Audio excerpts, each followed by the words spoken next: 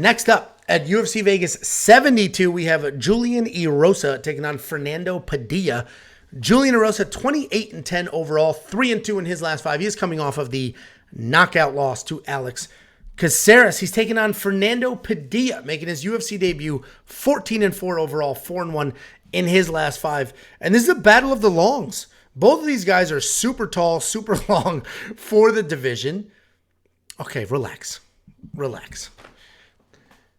Anyway, both super long, super tall for this division. Julian Erosa uses his length really well, both on his feet and on the ground, right? He's going to try to keep you into the punches. He's going to wrap you up if you get on the ground. He's got really high output at more than 6 significant strikes per minute landing and solid wrestling with almost 2 takedowns per fight. He is dangerous everywhere. He is an absolute dog.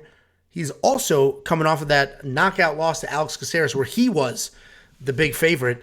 He's taking on Fernando Padilla, a UFC newcomer. This dude's long as hell as well. Super rangy, but he likes to fight in the pocket. He doesn't fight at range. He doesn't use it. He likes to come in with the hunched shoulders and the dirty boxing nice and tight, and then he's going to try to work some knees up the middle in a clinch. He's going to get it to the ground, but he doesn't shoot. He's got no wrestling whatsoever, but if it is on the ground, he's got some really slick submissions. He's constantly working with that length, throwing things up, grabbing an arm, working a triangle, making stuff happen. But again, he's got no wrestling whatsoever, and that's why I have to go with Julian Erosa here. I do think Padilla is much better than these odds. I think this could be close to a pick'em. But the problem is he can't control where the fight goes. He's got no takedowns whatsoever. So if he's losing these striking exchanges, he's got to nerd it up and pull guard. And I don't think Julian Erosa is going to have any of that. I think Julian's going to have no problem coming forward, hitting Fernando in the face, defending whatever takedowns come his way. You know, I am worried if Julian Erosa goes to the ground, what could potentially happen there. But I like Julian Erosa to get this done. I was considering an inside the distance decision, no action bet on Fernando, and I still might do that. I just don't know what it looks like when he's in trouble. We haven't really seen a ton of that, so I don't know if he'll quit or if he'll just stay tough or what. But anyway, I like Julian Erosa to get this done, and it's literally because Fernando has no control over where this fight goes or stays. We think Jakey boy. Yeah, Rosa's probably the play just because of short notice and inexperience, and Rosa's got as much experience as anyone that anyone's going to come up against, and he's tough as hell as well. But his toughness, I think, is going to be put to the test because he is coming off that. And I know he's been knocked out before, but that was a bad knockout. I mean, that was a head kick knockout. He got back up and he was like stumbling around the octagon. That wasn't like a flash knockout. That was one of those that lingers a little bit. And against a guy, as you mentioned, as long and uses his length in the striking like Padilla or Padilla. Padilla. That's like when I literally went to, oh my God, we were in Miami and we went to a restaurant and they had quesadillas and I was joking around because we're from Indiana. Yeah, I was literally joking around like, oh, I'm going to order the quesadilla. Waiter comes up, can I get you something? Or what can I get you? I was like, yeah, I'll take the chicken quesadilla. And he's like, no, quesadilla. And I was like, no, I know. I was like, God, I was like, damn it. So I really did do that once. So I'll just go for Fernando. Could test the chin of Erosa. We're going to find out if that chin is going to hold up because there are a lot of times where Erosa really kind of relies on his toughness and his chin in fights. He's a very, very tough dude. He's kind of like the, Bill Algeo and who's the other one that, Billy Q. I mean, they're all like this exact same person. Very well-rounded everywhere. Good strikers. Tough as hell. Will stay in your face. Will break you down. And we're going to see if Erosa can bounce back again from that bad knockout. I think he can. But this is a dangerous fight for him, and a young kid, Mexican tough. You go, I love my Mexican fighters. He's gonna be around, and Julian's gonna have to probably eat a shot or two to really get in there. And I think he can get it done. But some people were in the Discord when this was announced in the short notice, like, oh, Rosa's a lock. He's a lock. It's like, I don't know, man. This kid's talented. He's definitely talented. No, Julian Erosa is not a lock. Padilla is definitely super there's people talented. In Discord saying that, not you, but.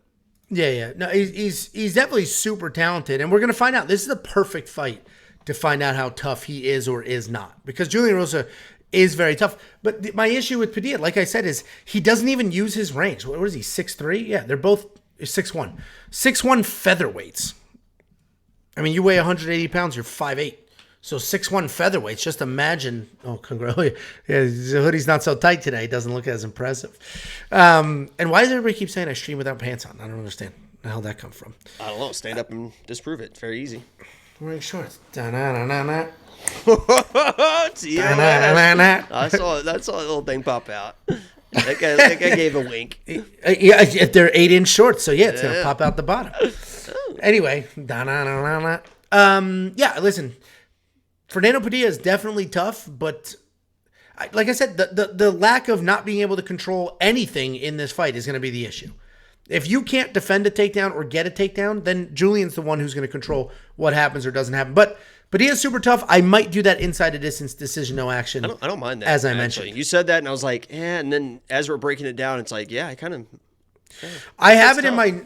I had it in my notes before I said it in quick picks. I was probably going to do it, and then today I went to go place the bet. I'm like, let me dig into their records real close.